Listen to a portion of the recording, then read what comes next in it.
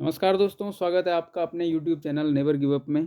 और आज की वीडियो में उत्तराखंड की विभिन्न परीक्षाओं में बार-बार पूछे जाने वाले जो प्रश्न हैं, उन पे मैं आपके लिए वीडियो लेके आ रहा हूँ। और आज का जो पेपर है वो उत्तराखंड एसआई में पुराना जो जीके और हिंदी के क्वेश्चन आए थे, उससे रिलेटेड है। तो इससे पहले कि आप वीडियो में खो जाएँ और इसमें अच्छे-अच्छे सवाल हैं जो आपके आने वाले पेपरों के लिए महत्वपूर्ण साबित हो सकते हैं। और दोस्तों, किसी भी परीक्षा के बारे में सबसे इम्पोर्टेंट फैक्ट ये होता है कि जब आप तैयारी करते हैं तो लगभग 30 से 40% प्रश्न ऐसे होते हैं, 30 से 40% प्रश्न ऐसे होते हैं जो अक्सर रिपीट होते हैं। सो ओल्ड इज़ गोल्ड का फॉर्मूला आपको नहीं भूलना है। जो पुराने प्रश्न पत्र होते हैं वो बहुत महत्वपूर्ण होते हैं। आप किसी भी बड़े से बड़े एग्ज़ाम को टॉप करने वाले के लिए के इंटरव्यू आप देख लो, उसने यही कहा है कि पुराने पेपर पे फ़ोकस करिए, पुराने पेपर से शुरुआत करिए, देखिए क्वेश्चन कैसे आता है, कौन क्वेश्चन अक्सर पूछा जाता है। तो ये क्वेश्चन आपके लिए निश्चित रूप से आने वाली भर्तियों में जहाँ पे आप टेस्ट देंगे, हेल्पफुल होंगे। और इससे पहले कि हम वीडियो शुरू करें, आज के क्वेश्चन शुरू करें, मैं आपके लिए एक शायर पढ़ना चाहता हूँ, जो आपके लिए बहुत मददगार होगा, आपको मोटिवेट करने के लिए। रख हौसला, वो मंज़र भी आएगा, रख हौसला, वो मंज़र भी आएगा, प्यासे के पास चलकर समंदर भी आएगा।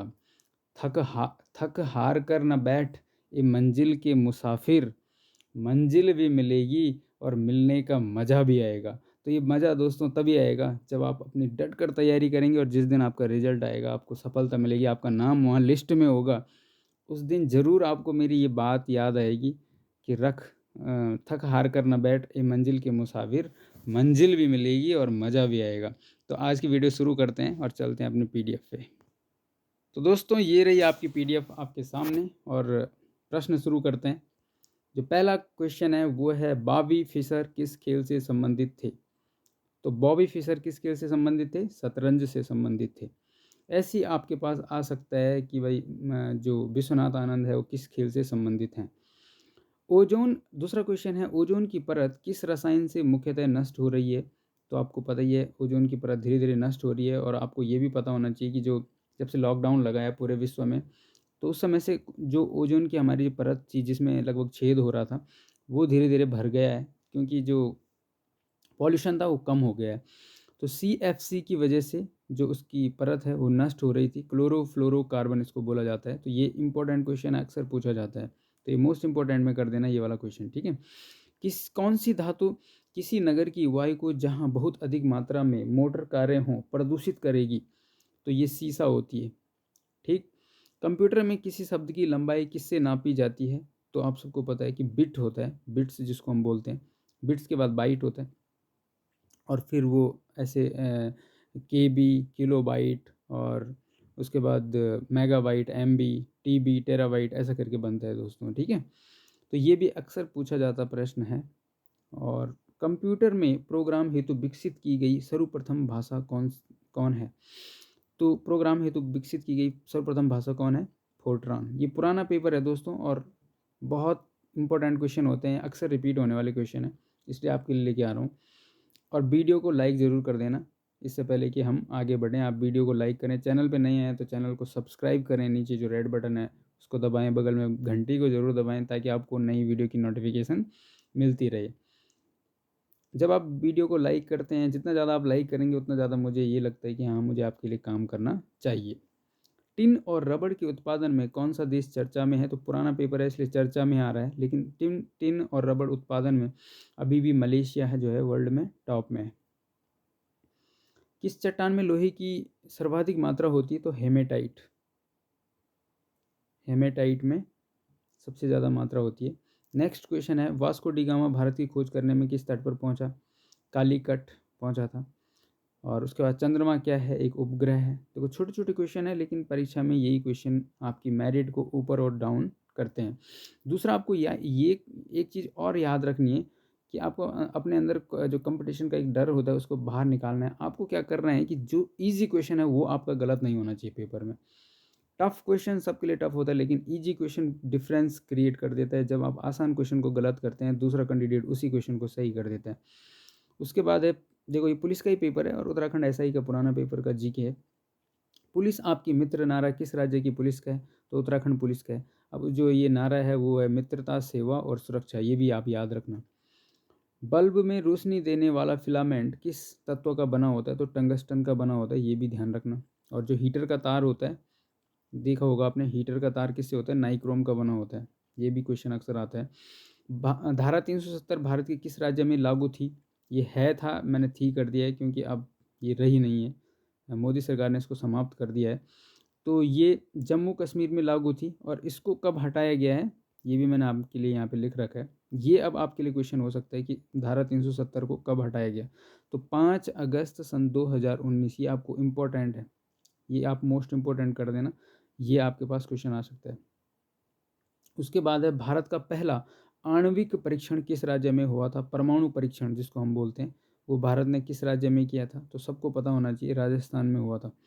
1 गैलन का मान कितना होता है? गैलन जो गैस होती है उसको मापा जाता है इसमें, 3.785 लीटर। तो ये भी क्वेश्चन, इस तरह के क्वेश्चन भी पूछे जाते हैं।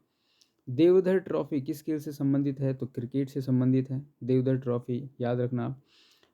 भारत में प्रथम पंचवर्षीय योजना कब शुरू हुई थी? 1951 में शुरू हो गई थी। भारत के किस राज्य में जिंक का सबसे अधिक उत्पादन होता है? तो राजस्थान में सबसे ज़्यादा जिंक का उत्पादन होता है। जामा मस्जिद किसके द्वारा बनाई गई थी? तो शाहजहां के द्वारा जो है जामा मस्जिद बनाई गई थी। नेक्स्ट प्रश्न पे चलते हैं। मानव शरीर में कितनी हड्डियां पाई जाती है? तो ये 206 है। सबसे बड़ा दिन कब होता है? 21 जून को। और सबसे छोटा दिन 22 दिसंबर को होता है, ये भी आप याद रखना। और सूर्य पृथ्वी के सबसे निकट कब होता है? 4 जनवरी को। भले ही सर्दी पड़ती है, आप सोच रहे होंगे कि दूर होना चाहिए था उस समय, लेकिन 4 जनवरी को सूर्य पृथ्वी के सबसे निकट होता है। ये क्वेश्चन अक्सर आता है, ठीक है, तो ये भी आप याद रखेंगे। नेक्स्ट क्वेश्चन है, विश्व की सबसे ऊंची चोटी कहाँ पर स्थित है? नेपाल में, आपको पता ही है एवरेस्ट। और वहाँ पे एवरेस्ट को क्या बोला जाता है? आप कमेंट में लिखेंगे, नेपाल में इसको क्या बोला जाता है। अच्छा, बिना मिट्टी के पौधों का विकास एवं वृद्धि की पद्धति कहलाती है हाइड्रोपोनिक्स। बिना मिट्टी के आपको पौधे का विकास करना है, ठीक है। तो जैसे आप पानी में देखा होंगे, आप बहुत सारे पौधे होते हैं, तो उसका विकास करने को क्या बोलते हैं? हाइड्रोपोनिक्स। टपक सिंचाई प्रणाली किस देश से शुरू हुई? तो आपको पता ही है कि एग्रीकल्चर के मामले में अब जो इजराइल है बहुत आगे बढ़ रहा है, और इंडिया भी उसको कॉपी करने की कोशिश कर रहा है, तो इजराइल से इसकी शुरुआत हुई। बायोडीजल का प्रयोग करने वाला भारत का प्रथम राज्य कौन सा है? तो बायोडीजल का प्रयोग करने वाला भारत का प्रथम राज्य गुजरात है दोस्तों। बायोडीजल का मतलब क्या होता है? अगर आपको आता है तो आप कमेंट में लिखेंगे, नहीं आता है तो गूगल सर्च करिए। बायोडीजल का मतलब चलो मैं ही बता देता हूँ आपको, कि जो हमारे वेजिटेबल्स होते हैं या एनिमल फैट होता है, उससे जो ऑयल हम बनाते हैं, उसका जो यूज़ हम करते हैं, उसको बायोडीजल बोलते हैं, ठीक है। उसके बाद है, भारत द्वारा किस दिन 10 उपग्रह एक साथ छोड़े गए? तो 28 अप्रैल 2008 को। तो आप इसके संबंध में आपको नया क्वेश्चन ढूंढना है, ये अब थोड़ा ओल्ड हो गया। किस वैज्ञानिक को मरणोपरांत मस्तिष्क सुरक्षित रखा गया है? इंपॉर्टेंट क्वेश्चन है। आइंस्टाइन का आपने सुना होगा कि आइंस्टाइन एक बहुत महान वैज्ञानिक हुए हैं जिन्होंने सापेक्षिकता का सिद्धांत दिया था। उसके बाद हम नेक्स्ट पीडीएफ पे चलते हैं। नेक्स्ट क्वेश्चन है आपका, इंसेफ्लाइटिस मच्छर के काटने से कौन सी बीमारी होती है? तो मलेरिया। आपने मलेरिया का तो नाम सुना ही है। अब क्वेश्चन आ जाएगा कि मलेरिया किस मच्छर के काटने से होता है, क्या नाम है उस मच्छर का? तो इंसेफ्लाइटिस, ठीक है। उसके बाद है, किस फल में लोहे की मात्रा सबसे अधिक होती है? तो लोहे की मात्रा सबसे अधिक होती है सेब में, ठीक है। मैंग्रोव वनस्पति कहाँ पाई जाती है? तो मैंग्रोव वनस्पति जो है दलदली मृदा में पाई जाती है। इको टूरिज्म का क्या अभिप्राय है? मतलब what is eco tourism? Eco tourism क्या है? उत्तराखंड में बहुत यूज करते हुए सुना होगा। तो इको टूरिज्म का मतलब है कि प्राकृतिक अंचलों की यात्रा, मतलब प्राकृतिक दृश्यों के बीच में जाना, जैसे पहाड़ों के बीच में आना, लोग घूमने आना चाहते हैं, सुंदरता देखने चाहते हैं, उसको इको टूरिज्म बोलते हैं। फ्यूज का उपयोग विद्युत उपकरणों में क्यों किया जाता है? सुरक्षा के लिए, ताकि कहीं अगर शॉर्ट सर्किट होता है तो तुरंत वो उड़ जाए। उसके बाद लोकसभा सदस्य की कम से कम उम्र क्या होनी चाहिए? तो ये है 25 वर्ष। ये भी इस तरह के क्वेश्चन भी आ जाते हैं। नेक्स्ट क्वेश्चन है, भारत के राष्ट्रपति की कार्यकाल की अवधि क्या होती है? तो 5 वर्ष होती है, आपको पता ही है। भारतीय सेनाओं के सर्वोच्च सेनानायक कौन होता है? तो राष्ट्रपति होते हैं। उत्तराखंड से संबंधित प्रश्न है, उत्तराखंड के प्रथम निर्वाचित मुख्यमंत्री कौन थे? तो नारायण दत्त तिवारी जी थे। और उत्तराखंड के प्रथम मुख्यमंत्री कौन थे? नित्यानंद स्वामी। उसके बाद है, उत्तराखंड के प्रथम राज्यपाल कौन थे? तो सुरजीत सिंह बरनाला। वर्तमान में उत्तराखंड के राज्यपाल कौन है? ये भी आपको पता होना चाहिए। भारत की प्रथम महिला शासक कौन थी? रजिया बेगम, रजिया सुल्तान भी आ जाता है। वृंदावन उपवन कहाँ स्थित है? तो ये आपके मैसूर में है। और भारत कोकिला किसे कहा जाता है? सरोजनी नायडू। आप सबको पता है कि भारत कोकिला बोलते हैं, भारत की कोकिला। आपको ये बताना है कमेंट में कि सरोजनी नायडू को भारत की कोकिला किसने कहा था। अच्छा, सबसे कठोर पदार्थ कौन सा होता है? तो सबसे कठोर पदार्थ दोस्तों हीरा होता है। भारत में प्रथम कृषि विश्वविद्यालय की स्थापना कब और कहाँ हुई थी? उत्तराखंड से रिलेटेड प्रश्न है। 1960 में पंतनगर में। ठीक है, पंतनगर यूनिवर्सिटी का नाम आपने सुना है, भारत का प्रथम कृषि विश्वविद्यालय है। खोदा, अब हिंदी से रिलेटेड क्वेश्चन है। खोदा पहाड़ निकली चूहिया का अर्थ है परिश्रम अधिक और फल कम मिलना। आपने बहुत मेहनत करी लेकिन कुछ भी उसके हिसाब से बहुत कम मिला आपको। ध्वनि की चाल सबसे अधिक किस में होती है? तो ध्वनि की चाल सबसे अधिक आपको पता है एल्यूमिनियम में होती है, 6420 मीटर प्रति सेकंड। ये क्वेश्चन नहीं है, ये ऐसी नॉलेज के लिए आपको दिया गया है कि लोहा और कांच में ध्वनि की चाल कितनी होती है? तो लोहे में 5130 130 मीटर प्रति सेकंड और कांच में 5640 मीटर प्रति सेकंड। मतलब लोहे से ज़्यादा कांच में होती है। तो क्या पता कंपैरिजन में प्रश्न दे दिए। तो सबसे ज़्यादा एल्यूमिनियम में होती है, उसके बाद कांच में होती है और फिर लोहे में। अच्छा, कर के 3 अर्थ लिखो। तो कर के देखो, ये भी क्वेश्चन एग्जाम में था लेकिन ऐसा नहीं था, ये था कि कर का अर्थ क्या है। ठीक है, तो यहाँ पे कर के 3 अर्थ उन्होंने लिखा हुआ है। तो देखो, एक तो हाथ, हाथ को भी कर बोलते हैं, टैक्स को भी कर बोलते हैं और किरण को भी कर बोलते हैं। वह शब्दांश जो शब्द के पहले जोड़कर अर्थ में परिवर्तन ला देते हैं उन्हें क्या कहते हैं? तो उनको उपसर्ग बोलते हैं। किसी शब्द के आगे जुड़कर उसके अर्थ को बदल देता है। उसने खाना खाया और सो गया, यह कौन सा वाक्य है? तो ये दोस्तों संयुक्त वाक्य है। ठीक है, जब अलग अलग सेंटेंस पूर्ण वाक्यांश जुड़ते हैं तो उसको क्या बोलते हैं? संयुक्त वाक्य। उसने खाना खाया और, जहाँ पे कंजंक्शन का यूज होता है, संयोजक शब्द का यूज होता है, वहाँ पे संयुक्त वाक्य होते हैं। उसने खाना, वह खाना खाकर सो गया, अगर ऐसा होता तो ये मिश्रित वाक्य होता। माथा ठनकना मुहावरे का अर्थ है शक होना। बाल चित्रण में कौन सा कवि श्रेष्ठ है? तो आपको पता ही है, सूरदास जी बाल चित्रण में श्रेष्ठ थे। आजन्म का शब्द का समास विग्रह है जीवन पर्यंत। लिखते हैं ना आप कि मैं आपका आजन्म आभारी रहूंगा, ये जो भी है, जीवन पर्यंत। नेक्स्ट क्वेश्चन, ये आज हिंदी के क्वेश्चन ज़्यादा आ गए इसमें, तो चलो इनको भी देख लेते हैं। हिंदी भी आपकी आनी है। कुटज निबंध के लेखक कौन है? तो कुटज के लेखक कौन है? हजारी प्रसाद द्विवेदी जी। रामचरितमानस किस भाषा में लिखी गई है? अवधी भाषा में। अक्सर ये क्वेश्चन पूछा जाता है। वह कौन सा कवि था जो मुसलमान होते हुए भी कृष्ण भक्त हुआ था? तो वो कौन था? रस खान। जो मुसलमान था स्वयं, लेकिन भगवान कृष्ण की भक्ति में ही अपनी कविताएं लिखता था। मैला आंचल के लेखक का नाम कौन है? तो मैला आंचल का लेखक कौन है? फणीश्वर नाथ रेणु। उसके बाद बिहारी सतसई के रचयिता कौन थे? बिहारी लाल जी। और पर्यावरण शब्द की का संधि विच्छेद क्या हो जाएगा? तो परिधन आवरण, इसमें यण संधि है। ठीक है, तो दोस्तों आपको पता है जहाँ पे एक मिनट, ई प्लस छोटी ई हो या बड़ी ई हो, ई प्लस आ आता है या बड़ा आ आता है, वहाँ पे क्या बन जाता है इसका? या। तो यहाँ पे वही हो रहा है, यण संधि।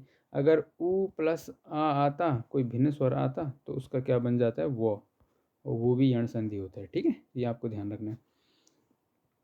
उसके बाद है छायावाद के प्रमुख कवि कौन है? तो आप सबको पता है कि जयशंकर प्रसाद जी छायावाद के प्रमुख कवि हैं। कामायनी महाकाव्य की रचयिता कौन है? जयशंकर प्रसाद। किस पुस्तक में भ्रमर गीत का प्रसंग है? तो सूर सागर, जो सूरदास जी की है। घोटक किस प्रकार का शब्द है? तो ये तत्सम शब्द है। तत्सम मतलब संस्कृत के समान, डायरेक्ट संस्कृत से लिया गया है। कमल के समान नयन में समास कौन है? कर्मधारय। जहाँ पे किसी वर्ड में विशेषण और विशेष्य होता है, मतलब एक शब्द तो विशेष्य होता है जिसकी विशेषता बताई जा रही है, दूसरा विशेषण होता है। तो जैसे कमल नयन है, तो कमल के समान जिसके नयन है, ठीक है। पद्मावत की रचयिता कौन है? तो मलिक मोहम्मद जयसी। साकेत किसकी रचना है? मैथिली शरण गुप्त।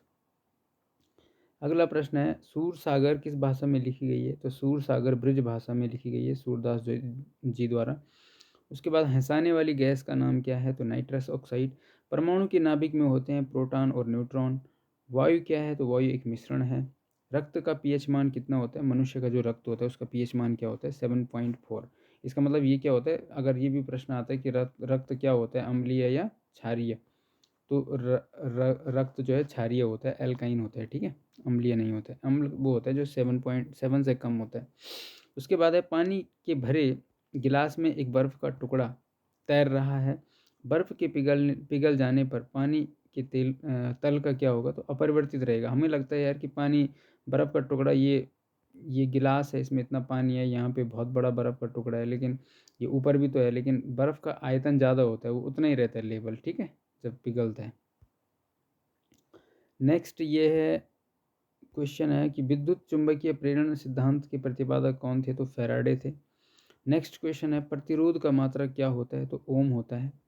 और अंतरिक्ष यात्री को आकाश कैसे दिखाई देता है? काला। अक्सर पूछा जाता है प्रश्न। और आकाश का रंग नीला क्यों दिखाई देता है? अक्सर रिपीट होने वाला प्रश्न है, मोस्ट इंपॉर्टेंट कर देना, ठीक है। आकाश का रंग नीला क्यों दिखाई देता है? प्रकाश के प्रकीर्णन के द्वारा। और सूर्य से पृथ्वी पर ऊष्मा का संचरण किस विधि द्वारा होता है? तो ये भी क्वेश्चन आता है, विकिरण के द्वारा होता है। और फ़ारेनहाइट में मानव शरीर का तापमान कितना होता है? 98.6 डिग्री फ़ारेनहाइट। और आवृत्ति का मात्रा कितना होता है? हर्ट्ज। तो दोस्तों ये कुछ इंपॉर्टेंट क्वेश्चन है, और इनमें से निश्चित रूप से कुछ प्रश्न ऐसे हैं जो अक्सर परीक्षाओं में रिपीट होते हैं। वीडियो को लाइक ज़रूर करें, और चैनल पे नए हैं तो चैनल को सब्सक्राइब करें। Thank you for watching. Video अच्छी लगी है तो अपने दोस्तों के साथ शेयर करें, और अगर आपके कोई क्वेश्चन है, कोई प्रश्न है, कुछ और चीज़ आपको पूछना है, तो आप कमेंट में लिख कर पूछ सकते हैं। Thank you for watching.